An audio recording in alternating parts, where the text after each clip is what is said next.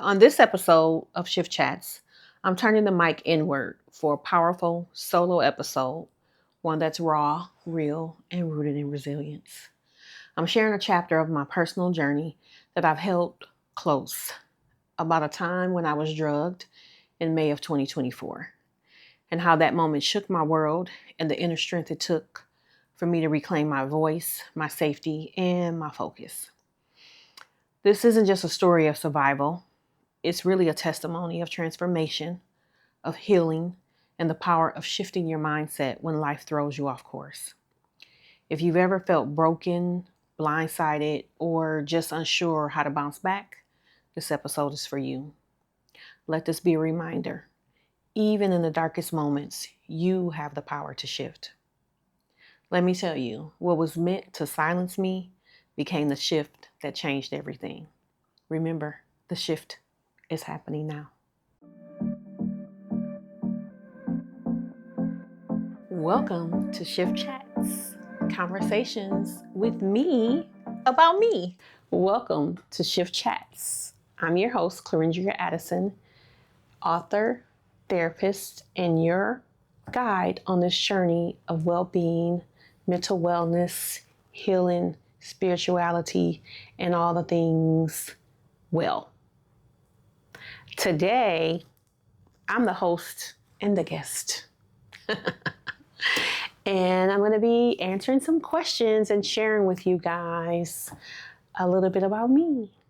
So let's get into it. I didn't ask you to bring a picture, but I'm going to need one. So if you can give us a picture of your younger self, and like you say, don't overthink it. Right. What would you say to your younger self? I would say don't quit and never stop believing in yourself and be your most authentic self all the time. The don't quit comes from, that was my mom's favorite poem, and it just kind of stuck with me, and she would always just kind of say that, like something's going on, she'd be like, don't quit. And I always kind of refer back to that. And that's a really cool poem. I actually probably add it in when I make this post for this video. But believe in myself and be my most authentic self. I feel like if people don't walk away from anything, with anything else that I've said, is to know that the sooner that you be yourself, that's when like all the things that are supposed to be for you come into play, because you're going to attract what is for you. When you're not being your most authentic self is when you kind of attract things that, and you're like, well, why did this happen? Or how did I end up with that? Because you weren't being true to yourself. So being your most authentic self, being true to yourself, is what I would tell little Clarendria. Okay, so we're going to talk about your story. Okay. So I hear you talk about bits and pieces, and I guess I'm curious, and I'm guessing everybody else is curious. Mm-hmm. We want to put those bits and pieces kind of together to kind of make up the puzzle of what's Miss Clarendria. Yeah. So one of the questions here, growing up in one of the toughest zip codes in the USA, what was your daily reality like? How did your environment shape you, and what kept you grounded amidst the chaos? No, you're not crying. You're not crying.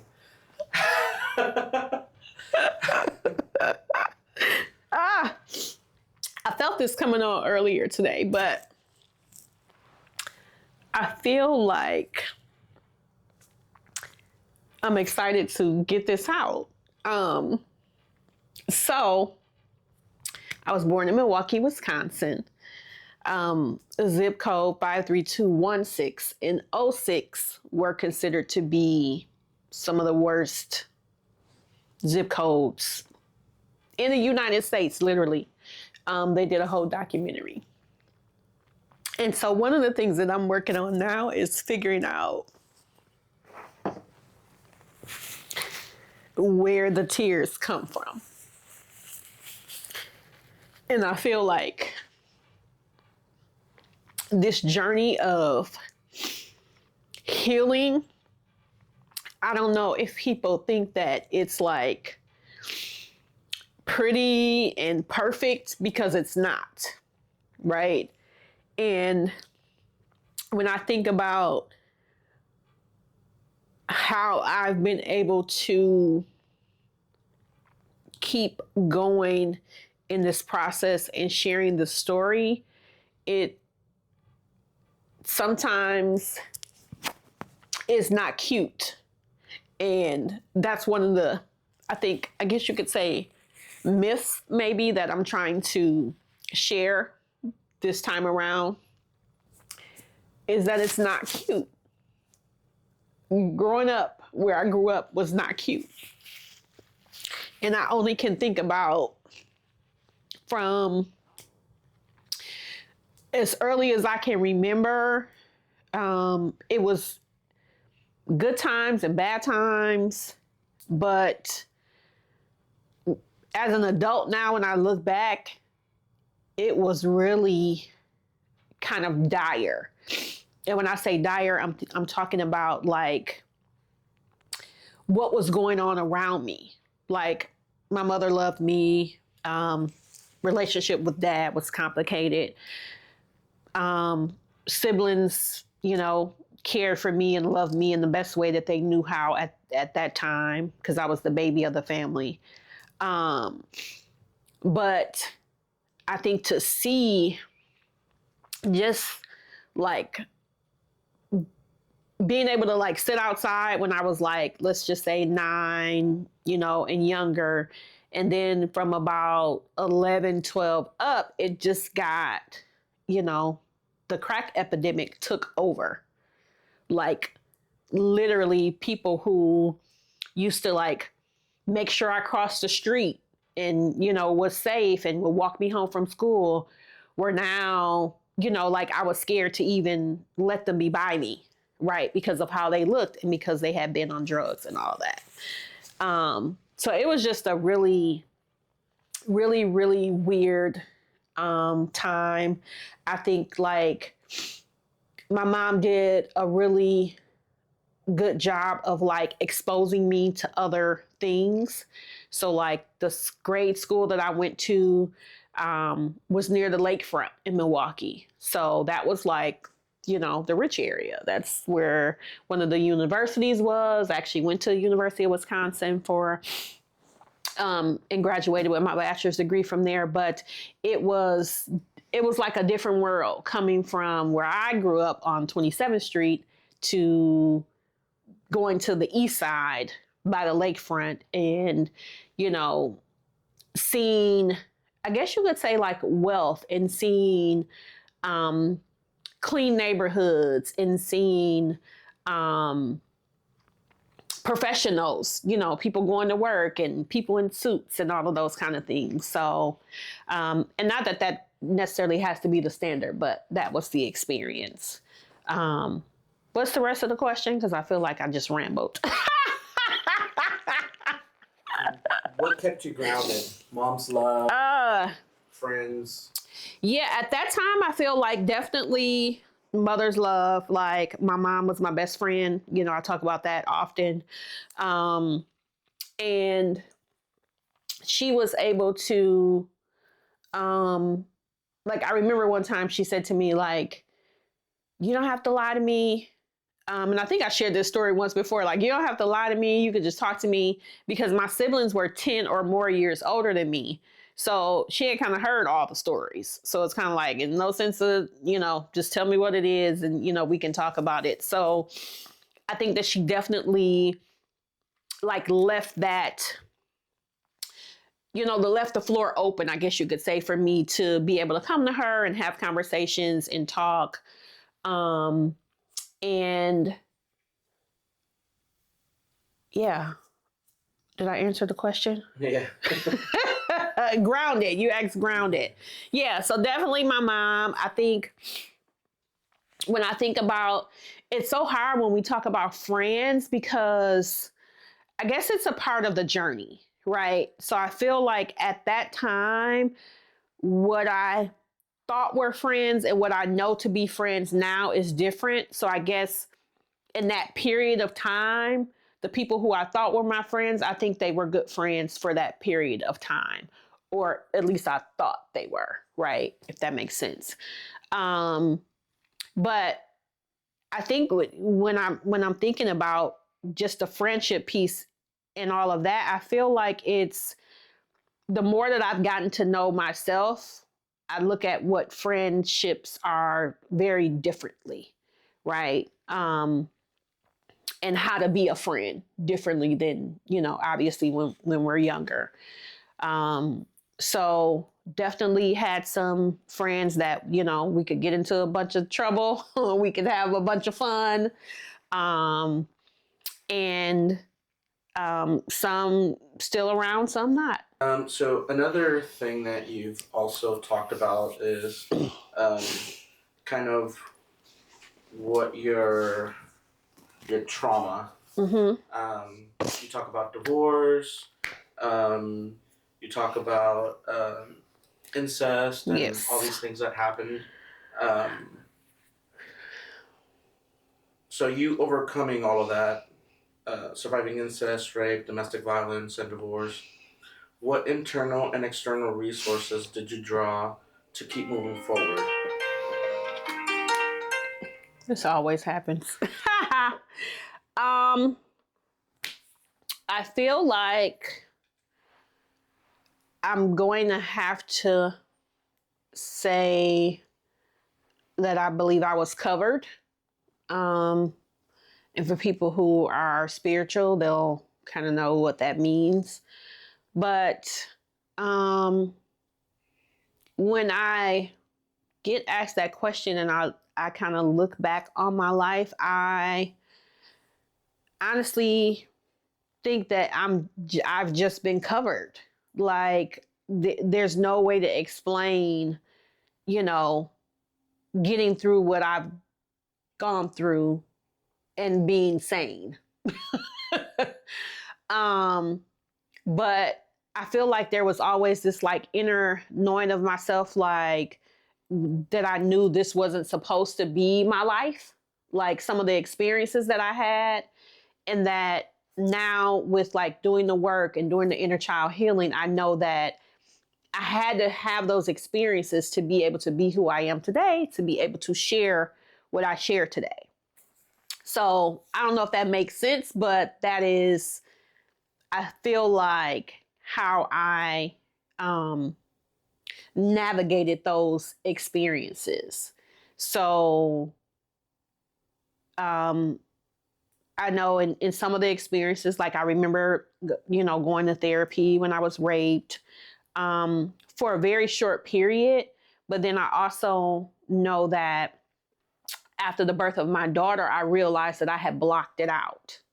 So a lot of things that happened to me, I think that's what I started to do, was like, oh, I can just forget about this and not deal with it. But then obviously as I got older, it would come out in other ways, right?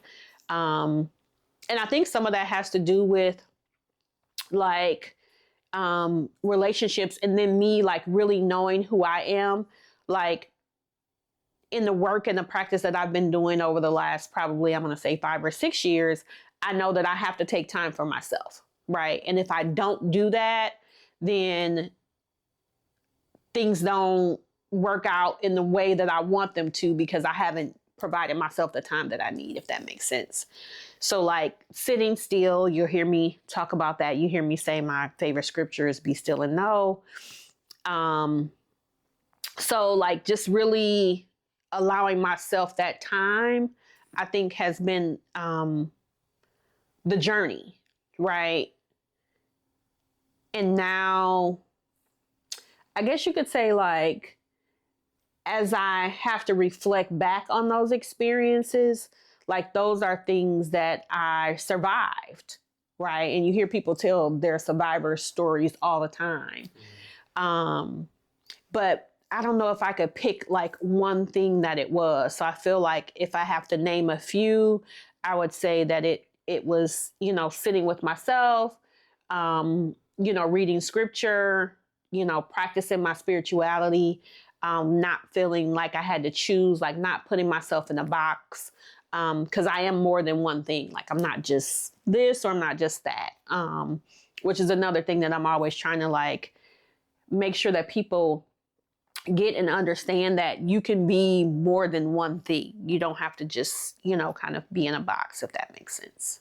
So there's a lot of people that is going to be watching this, and you talking about surviving and getting through it. And I guess everybody's experience is different, but did you ever think about when you were, because you said, why is this happening? Or did you ever think about hurting yourself or maybe think about suicide in those low points that you were experiencing? I'm glad you asked that because I have thought, right? And I honestly, from the work that I do, I think that it crosses everybody's mind, but it depends on your tenacity and your resilience on whether you kind of go through with, because as a professional, one of the things, if someone says that to us, we have to ask, well, do you have a plan? Right? Either if you have a plan, then, there's some steps that has to be taken. If you don't have a plan. So being honest, absolutely, it has crossed my mind. But then I would think like, what would people do without me? Is that ego? But like younger, I would be like, what would my mom do without me? Like those would be the thoughts that would come into my head. And I never... That kept you from acting on it? It kept me from acting on it. And I never had a plan. But, it just would be like, man, somebody could get the life insurance policy and me. I'm just being real, so yes, that has come across my mind, but I never had a plan. I never like wrote out a letter or anything like that, but it definitely crossed my mind. And I think, if most people are honest, at some point in everybody's life, like you think this is it and I can just not be here and everything will be okay. Right. But that is, the power of managing your thoughts for sure. Right. And being able to, have hope and to have, something that you want to live for. And, yes, I feel like that definitely has. And,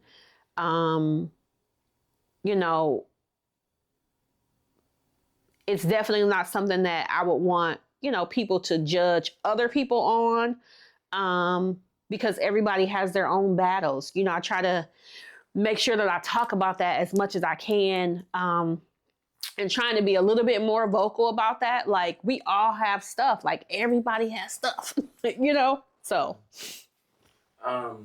Still staying in that topic and just so that people get a little bit more detail of what your trauma was. Okay. About it. And you getting over it. When you say you survived incest and rape and domestic violence and your divorce, all of that didn't happen at your old age. Oh, no. So if you can kind of tell us the timeline? The timelines. You were how old when... Oh, God. Okay. So yeah. We understand what your mentality was. Yeah. At our different stages of our life. Yeah. So, incest, as far as I can remember, I mean, there are some things that I don't even share, like particularly that happened when I was like around 3 or 4. So very young, very, very young. And then I was raped when I was 9. And then going through, I remembered these things. So I had my daughter when I was 21. And like I said, previously that I kind of like blocked them out. it came up during delivery, right? So as I'm delivering my daughter, I'm having these visions and seeing these experiences that happened to me.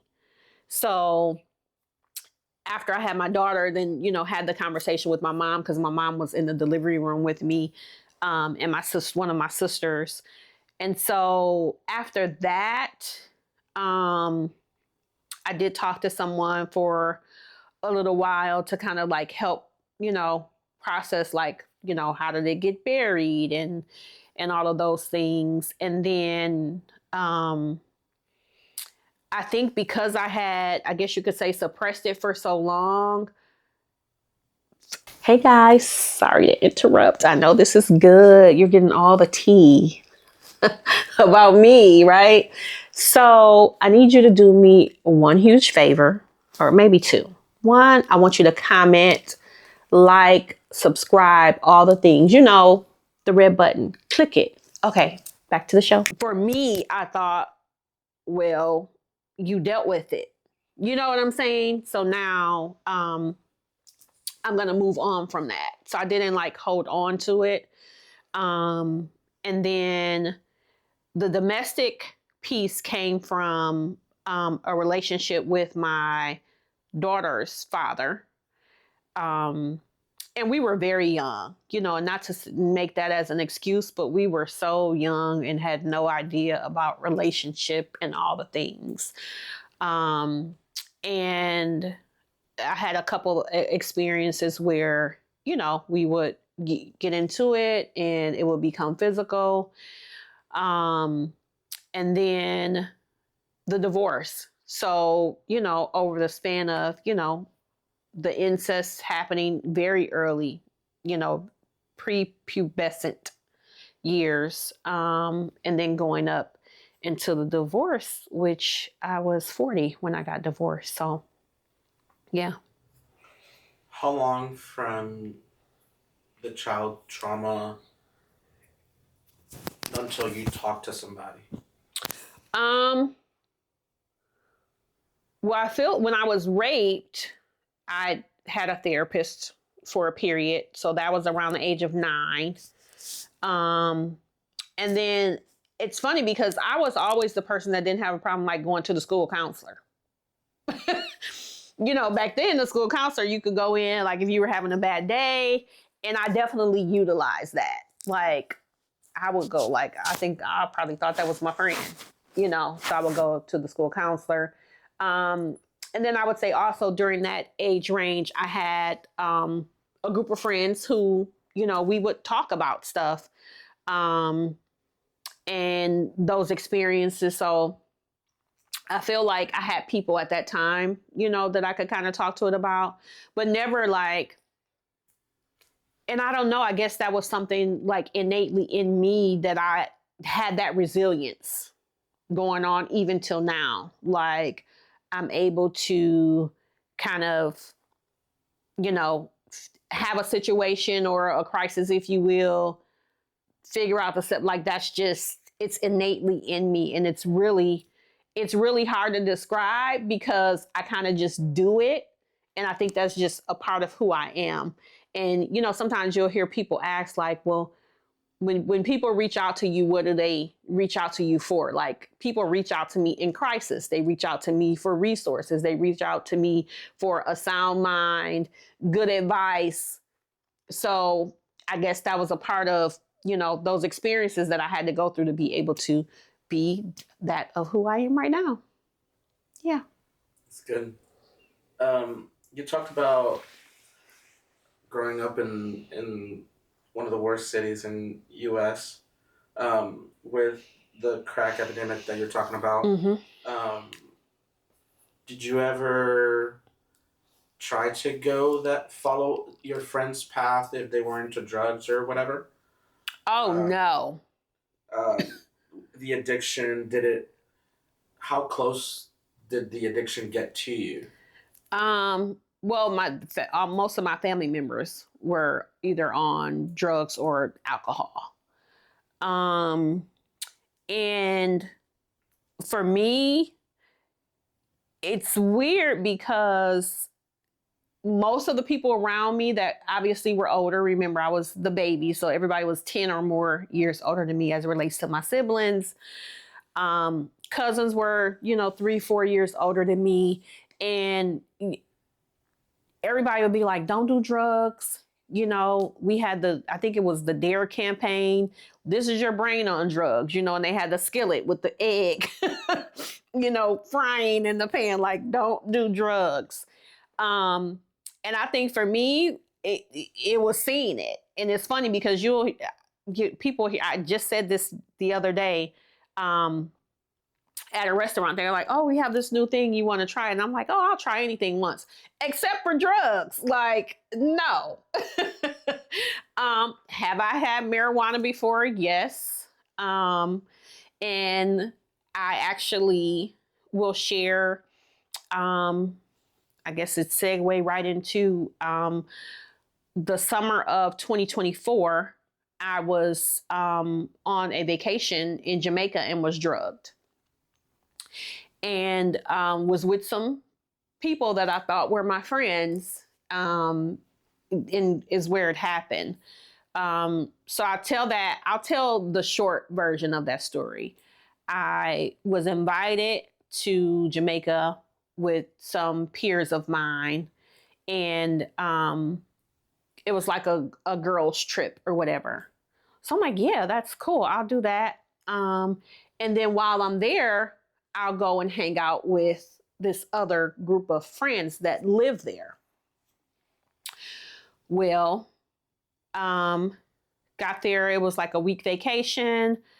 Was hanging out with the girl group that I was with. Amazing time. They had nothing to do with my experience that I had. They actually were very helpful and helped me through the situation. But went to hang out with this other group that lived there. And we had gone to the beach and did some things and, had a drink or whatever. And they were like, well, let's go back and shower. And then we're going to go out to a club or whatever. I'm like, okay, that'll sounds fun. I know these people, have hung out with them before. They've met my kids. Like, I'm not thinking, that it was going to be an issue. And, the husband's like, hey, you want to smoke some weed? I'm like, okay, I'm in Jamaica, smoke some weed. And on occasion, I will do that. Like, I can't, lie and say that I won't, but on occasion, I might smoke weed. So, typically on vacation. So, he has a bong, right? And I hit the bong and I'm coughing for like 15 minutes. Like, I cannot stop coughing. I'm like, I think I'm going to cough up a lung. So wife is like, hey, you okay? She looks over the balcony. You good? I was like, yeah, I'm okay. And so then I'm like, I started feeling some type of way. I'm like, wait a minute, something isn't right. So he's talking, he's telling me this story about like when him and his wife met or whatever. And I'm like, yeah, something isn't right. So I get up, I'm like, oh my God, I used the bathroom, my stomach is hurting. So I go into the room that I had taken a shower in, and I call my daughter and I was like, dude, I've been drugged. And she's like, no, Mom, why would you say? I was like, I'm telling you, I've been drugged and I need to get out of here. So she's like, okay, well, stay on the phone with me, da, da, da. So I'm on the phone with her. I go back out into the living room area. Wife still isn't ready. I'm like, hey, I don't feel good. I think I want to go back to my room, because I had a room not far from their house as well. So I had 2 rooms when I was with my one set of friends and with the people that lived there. So go back, into the living room, like, hey, I think I need to go. Like, I'm knowing what happened to me, but I'm trying to like play it off. Right. So I'm like, oh, my stomach isn't feeling right. Like, I need to get out of here. So, they're kind of putzing around, da, da, da, and I'm like, no, like, I really need to go. And they're like, oh, you're just high. And I'm like, no, my stomach hurts. Like, I want to, go and use my own bathroom and my own, whatever. And it took about a good I'm going to say 15 or 20 minutes for them to agree to take me home. So, or to the, the other place that I was staying at. And so in this time, they're like having these conversations back and forth from each other. And so now I'm standing by the car, like telling the wife, like, well, you can just drop me off. Like, we don't have to wait for your husband. Like, you can just drop me off and come back. Like, it literally was a 5-minute ride. And then she's like, she wants her, like, it was just so weird, like the whole situation. And actually, when this comes out, I'm going to drop the recording that I did, because when I came back home, so fast forward, they finally dropped me off. I'm on the phone with my daughter the whole time, like, so I think that was a part of it. But get back to home, stop and get a drug test from the airport. It was MDMA. So what I did was, when I went back to the room, I peed in this little container that I had in my travel bag. Came back to the States, tested it. It was MDMA, I think, and TCA. So like ecstasy and like some type of sleeping. I said I'll hit the weed, not do drugs. You know what I'm saying? Like, I was so hurt, so like felt betrayed. Like, these people had met my children. Like, it was, so that set me back, in 2024. And it's funny because I was watching, people were posting like, 2024 was rough and it was this and it was that. And I was thinking back, and now sitting here having this conversation, I kind of had blocked it out, right? Like, I went through that experience. I came home. I had stopped talking to a couple other people because I was like, that shit was weird. Like, who does that? Like, it's different from if I say, I'm going to smoke some weed with you, and you're like, okay, we're going to smoke some weed. Okay. But you can't give me something that you tell me is weed and it's not. That is drugging somebody. And that's what happened to me. Yeah. You talking about your friends in your early, younger kid years, and now how do you navigate who's your friend and who's not? Oh, that's a good question.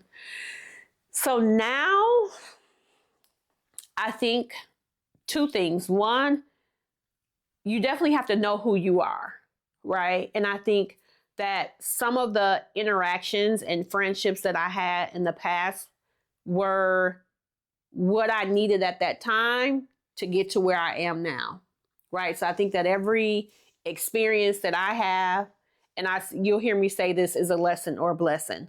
So they were for that time.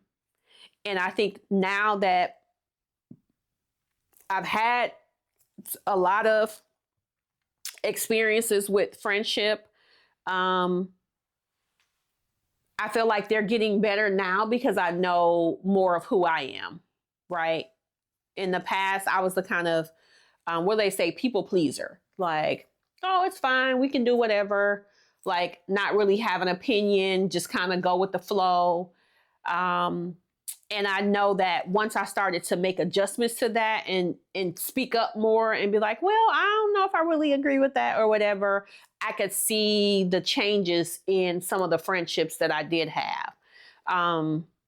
So now I'm a little bit more, I guess you could say, like, intentional about, one, making sure that I'm being my most authentic self when I meet people, but also kind of placing people in categories. So being mindful of the word friend, right? So is it a peer? Is it an associate? Is it, a coworker? Is it somebody that you just met, while you were having a drink at the bar, right? So you kind of have to put people in pockets, and then people kind of just have to show themselves. So I allow that to happen, but I also, what's the word? I also am really like, I'm paying attention and being observant. That's the word I was looking for. So more observant to, like, I was watching this one video, and I think it was Oprah, and she was saying like, if somebody's your friend, like if you're telling them something that you're excited about, and they're kind of like, mm-hmm. Okay, you know what I'm saying? Or like, oh my God, I'm so excited for you. Da, da, da. And that's me. I'm that friend. Like, I want everybody to win. You tell me something like, I'm probably gonna be clapping and screaming more than you are, because if it's something I know like you've worked hard on or that you've really been trying to do, that's the type of person that I am. And I will say that now, again, that I have worked on me and continue to be my most authentic self, those are the types of people that I am continuing to attract. I have a last question with all the history that you've had. So you said you've been working on yourself maybe the last 5-6 years is what you said? Very intentionally the right. last. Mm-hmm. Yeah. How does situations like that, how far does that set you back? What roles does forgiveness of others and forgiveness in yourself, how does that play in your healing journey? Okay, so the first part of how it sets me back, I think for me, and I kind of said this earlier, I'm kind of like, take the situation for what it is. I might be sad, I might be hurt, like I'm gonna journal about it, cry, whatever it is that I need to do. And then I move on from it. Like I'm not a person that's like gonna hold on to something forever. Will I forget about it? No. But will I hold on to it and whatever? And when I see you, I'm gonna speak like, hey, how you doing? Yeah, I'm just asking for like the people that are watching and kind of give us a little free therapy session right now. Yeah. So just grief for however long you need to grieve. Yep. Is that what you're saying? Yeah, I'm saying for me and for others, like I feel like there is a process of grief, and I'm not a grief specialist. Know a little bit about it, but there's the stages of grief, and I feel like I do go through those, and then I let it go. Because for me, and I said this in my book, I focus on what I can control, and what I can control is me. At the end of the day, that's kind of period. So once I kind of release, like, I can't change people, I can't, make someone see something the way that I want them to see it. I watched a video a friend of mine sent me. Oh, I think her name is Mel Gibson. And she talks about, she's been on this little preaching thing about let them, right? So we just have to let people be who they're going to be. And that's okay. So I let them, if something happens. But to the point I was making about just going through whatever experience you're having, accepting it, right? Journaling about it, meditating on it, praying, whatever you feel like you need to do. And that's one other point that I wanted to make sure that I made about what I'm sharing is things that I have done that works for me, right? And as the guide, when I'm working with other people and clients and things of that nature, I'm providing the tools, shift kit, toolkit, and then you have to take those things, bits and pieces, and figure out what is going to work for you out of practice, right? So what I'm sharing is things that I practice on a regular basis in order to get to kind of where I am and allow things to let things go. There's a second part to the question. Yes. About forgiveness, forgiving other people, and forgiving yourself through those setbacks. Mm-hmm. How do you deal with forgiving? You say you don't forget, but so there was and I hope I remember it correctly. Forgiveness is giving up the idea that the past could have been any different. Let me say it again. Forgiveness is giving up the idea that the past could have been any different. So for me, again, that's about acceptance, right? And like not holding on to things, because we can't change what's already done. That is, I think, the practice that I've been in for quite some time, like unknowingly. And then when I got more intentional about like what I'm doing, then it's like, oh, yeah. But really, forgiveness is for you. It's not for the other person. And once you kind of understand and accept that, or I should say, overstand and accept that, then you know, right? Then you get to decide, am I going to continue with this person and allow them to do these things, right? Establishing boundaries and saying no and all of that. So, yeah, forgiveness is for you. It's not for the other person. I like that. So you've been a therapist for how long? I got my license in 2012. Okay. And you've been doing that your whole life, or were you in the corporate world before? Or? So, we don't got time for all the jobs that I've had. People always say that. So, short version, I had a supervisor once tell me that I was born to be a social worker, right? And her name was Joanne Oldenburg. And she is the person that encouraged me to get my master's degree. Prior to working in that field, that job, I was with Wraparound Milwaukee. It was a new program. Some peers of mine who we're still in contact to this. Actually, one of them texted me this morning about referring a client to me. So we're still in contact and still have communication, and we kind of refer people to, each other and stuff like that. But my work history, I think, has always been on the path of helping people. So I've done like CNA, phlebotomy, probation and parole, supervisor for probation and parole, home health aide. Like I always was in like the helping field. Group home for teen moms and their babies for almost 15 years. And then transitioned into my current company, Hands at Home, where we provide services for adults with disabilities. So the clients live there, we take care of them and all of that. So I worked at Big Boy Burger. Like I've had a lot of jobs.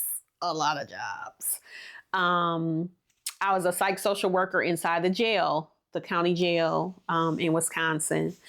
So yeah, I've done a lot of different things. And I think that all of those experiences have afforded me the ability to be as resourceful as I am and to kind of have the knowledge that I have around helping people and helping people in crisis.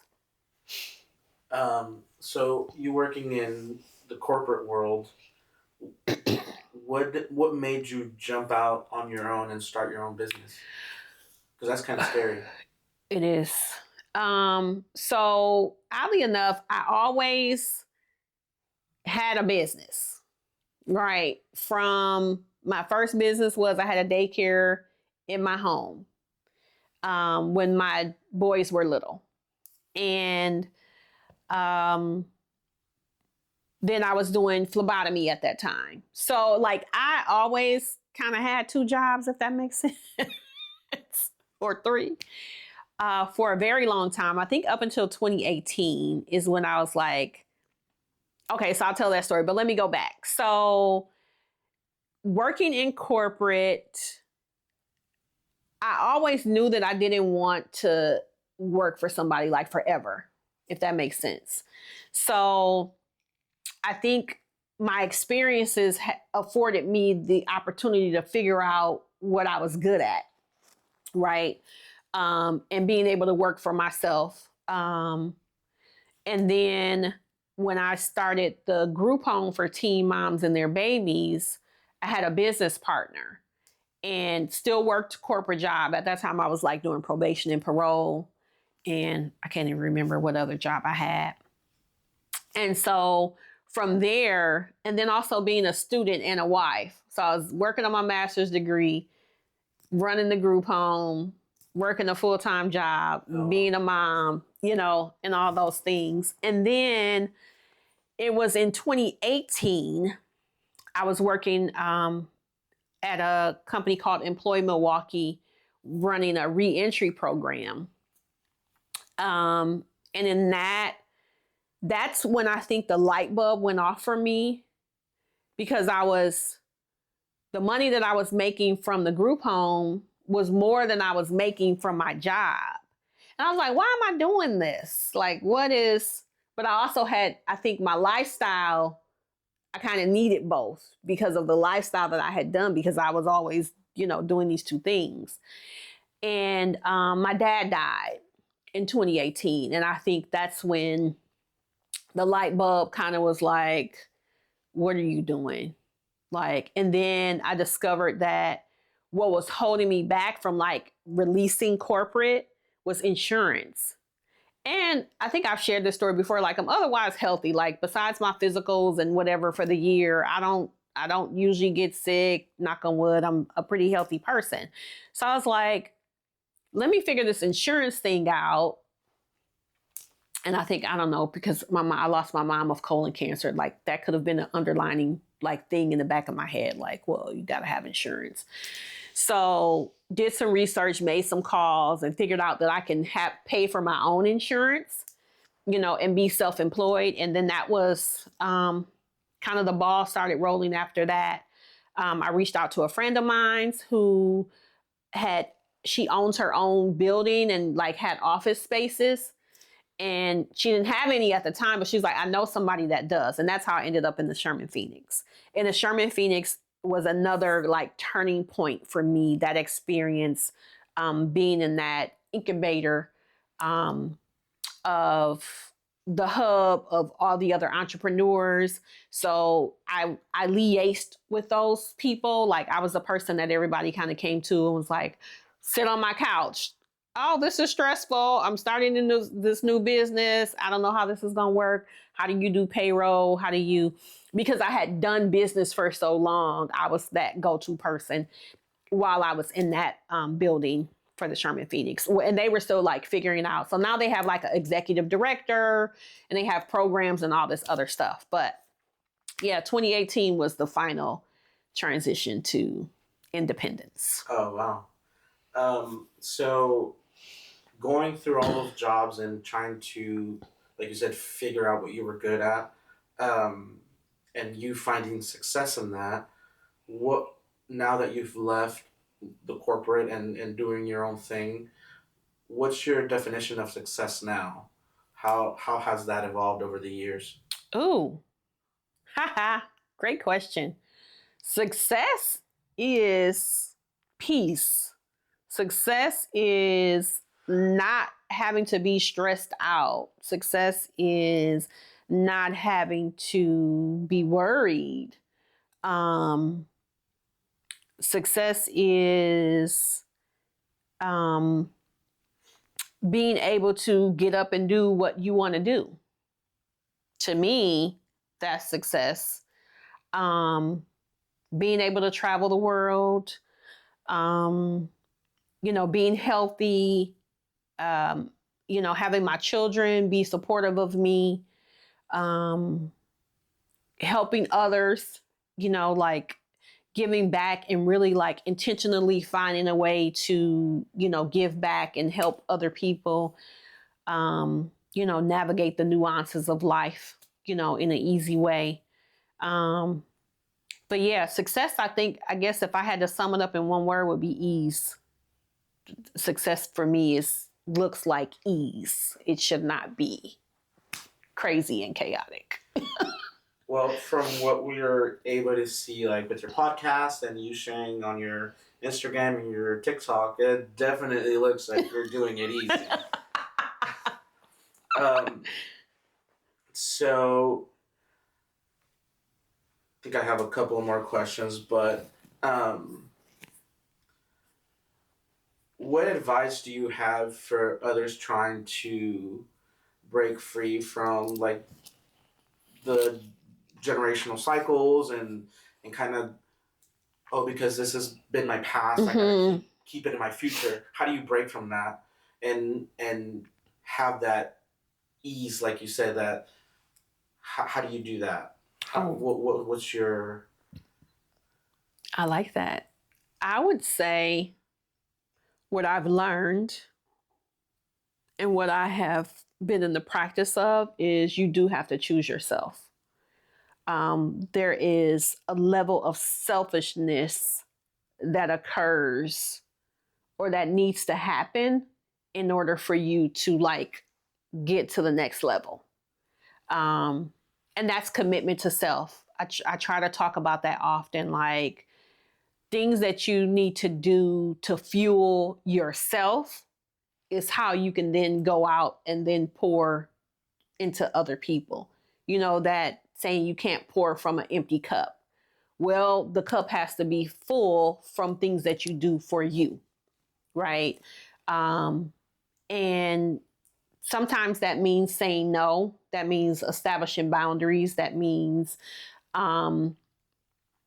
giving yourself time to experience whatever it is that you need to experience. Sitting in silence, right? Sitting still.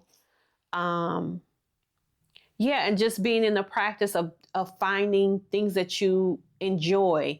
I can't remember if it was a video, because I'm always like watching videos and podcasts and reading and stuff. And they talked about like having hobbies, right? Like people don't know what they want because they worried about what everybody else is doing. Yeah, so if you can get in the practice of like working on self, I encourage people, most people, when I work with them, I'm doing the, kind of like a general assessment. And then as they're kind of sharing with me whatever they have going on, I'm referring them back to do some inner child work, because I feel like once people do inner child work, that is what taps into your current responses. So something that happened to you, when you were 5 or 6 years old, you might be responding as a 40-year-old, as a 6-year-old, because you didn't really deal with whatever those experiences were and how you respond to them. So trying to, get those together. And then, what was the second part of the question? I'm sorry. The last thing you said. How do you break free from the patterns? Oh, the patterns of generational curses. Two things. One, I think, as I was giving the example of choosing yourself, and then forging the path for what it is that you want, because we often are in those, kind of experiences of, oh, well, this is how my mom used to do it, or this is how my dad used to do it, or that's how I was raised. But what do you want, right? And we can still honor some of those things that our parents, brought us up on or taught us or whatever. But then we have to decide what is it that we want for ourselves, right? Still can honor, but still now, choose to make a transition or to do something differently. And that doesn't mean that you're dishonoring, your family or your parents or traditions. But I think that sometimes people do get kind of stuck in that. And it's kind of like we have to grow in order to kind of clear some of those paths for, what's to come. I was going to ask that, with your experience, how stubborn is that process of, oh, this is how my mom did it, this is how my dad did it? How stubborn is that mentality that you've seen on either yourself or other clients? Well, I think it's actually a struggle, because I think that people can be so caught up in, like how they were raised, or, it could go so far as even like religion or different practices or whatever. And you realize like, well, this is what my parents' experiences were. So I'm just going to go with parents, because that can, a easier explanation. So this is what my parents did. This was their experiences. This is what they knew at the time. Well, the world is a totally different place, right? So some things that they knew and were aware of at that time has changed, right? For the good or for the worse, right? But in that, it's kind of like, now who are you and what do you want, right? Some people could have these experiences where they're like, well, this is how my parents raised me, as it relates to, let's just say, discipline. Well, I grew up getting spankings. I used to have to pick the switch off of the branches out of my yard. We had a bush, and I have to go pick my own switch to get my butt spanked. Right? But that was that time. Can we say it was right or wrong? I say it was that time, and that was what our parents and people did at that time. Now, as we move into, this new era, people aren't necessarily spanking, their kids. There's other forms of discipline. And I don't even know if people knew that then, right? Or if that was something that was available or talked about. So then we get to me as a parent in a marriage. Am I going to spank my kids? I did at some time spank my kids. They didn't get a whole lot of spankings, and then I got to a point where I was like, is the spanking really helping? Like, is this really, and because the kids were different then too. So then they're coming and they're saying like, I don't really know if spanking is helping this situation. Like, they're able to communicate, and then we're having that dialogue. So then you make adjustments. You know what I'm saying? So I think when we talk about generational experiences, each situation needs to, be looked at and have a conversation about it to figure out like what's going to work for you and your family. Some people still think that discipline and spanking is okay. You know what I'm saying? So that's definitely an individual. Okay. So I think all of this kind of puts a lot of the pieces together. Maybe some people might have some other questions which they can ask in the chats or in the comments. But with everything that you've overcome and what you've told us today, what do you want to leave behind as your legacy? Ooh. What are your future goals? Legacy. One more. How do you see Shift Chat's YouTube channel or Shift Chat's Instagram? How do you expect that to reach people? Okay. So legacy, I would say, I have worked to build generational wealth, and am working to that. So my current business that I have, my children work in the business. The idea is that they're going to take the business over. And then when I retire, it'll still be going, right? So, and I literally just had this conversation with my sister because I was saying like, I have I'm a great aunt. My great nieces and nephews could work in this business as they're like figuring out their life, and, which is kind of how the children have used it. Like they're in school or they're learning a trade or whatever they're doing. Like my daughter's a registered nurse now. She worked in the business while she was in school, right? Perfect for her. I can come to work. I can study. It's not stressful. Now she's a nurse. You know what I'm saying? So that was my part of my legacy that I feel like I'm leaving and am building on now. For that, goals for me is to continue to figure out how to help people help themselves. And some of that is, I guess you could say philanthropy, giving, helping. And then some of it obviously is paid service. But having people be able to, set some goals and figure them out and work through that. For Shift Chats and my Instagram and all of the social media things, I am hoping that my work is timeless, and that somebody could be watching a podcast 5 years from now and it still be relevant as it relates to, how to heal. How do you work on yourself? How do you, build entrepreneurship and, still take care of you? How do you be mindful in your day-to-day practices and all of that? So I think for Shift Chats to leave a stamp of timelessness, yeah.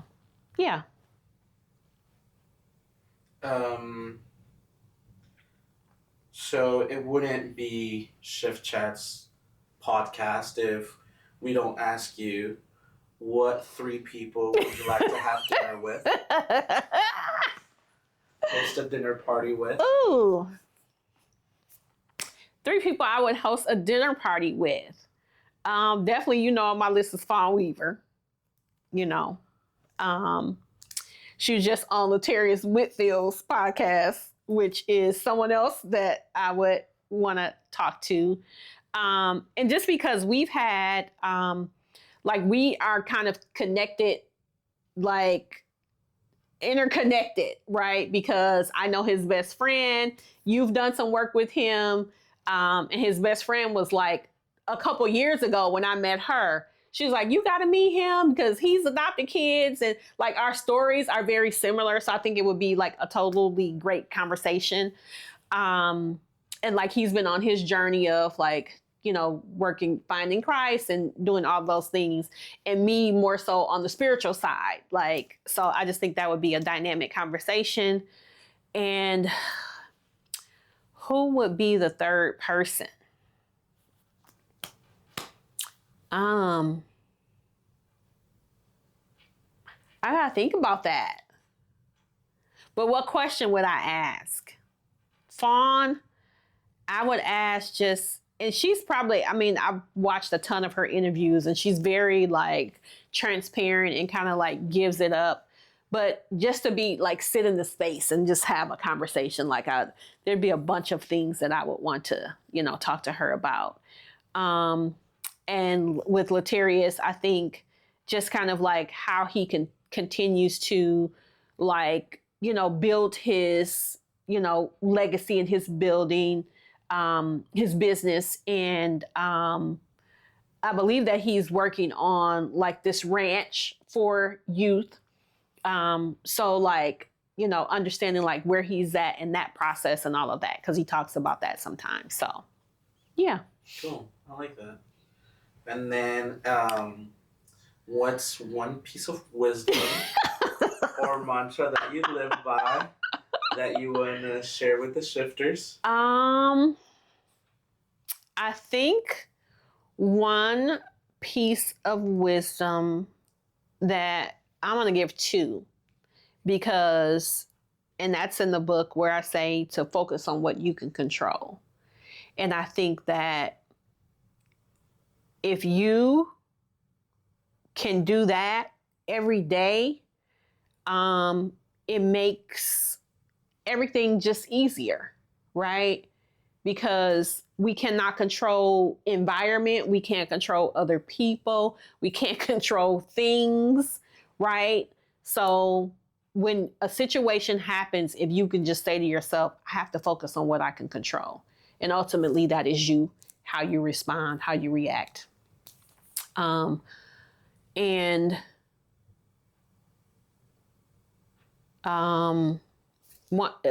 I think it's 3. So the focus on what you can control. I like the 4 agreements. Of course, I'm not going to be able to think of them off the top of my head, but be impeccable with your word. And I can't remember the other 3 right now, but you can look that up. And then the shift is happening now. Yeah.